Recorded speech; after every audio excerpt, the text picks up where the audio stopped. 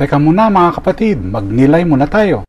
Alam mo ba na ang greater wax moth ay may record for the highest frequency hearing of any known animal?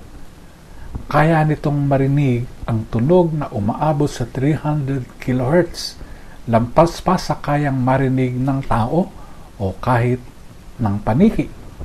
Bagamat maliit at marupok, ang insektong ito ay sensitive sa mga tunog na hindi naririnig ng iba. Sa aklat ng Exodus, nakita ni Moises ang nagdiliyab na mababang punong kahoy, isang pagpapakita ng presensya ng Diyos sa gitna ng karaniwan. Bagamat siya ay nag-aalinlangan, marahil tinatanong ang sarili, sino ba naman ako? Tinawag siya ng Diyos upang makinig sa mas malalim na tinig niya. Ako ay sasama sa iyo.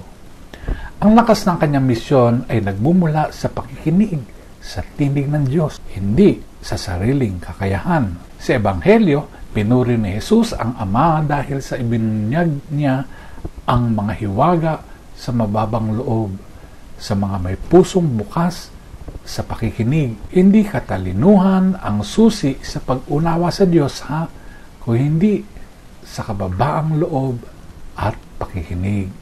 Tulad ng gamo-gamo na nakakarinig ng mga tagong tunog, tinatawag tayo ng Diyos na maging mulat at sensitibo sa kanyang tinig kahit sa gitna ng ingay ng mundo.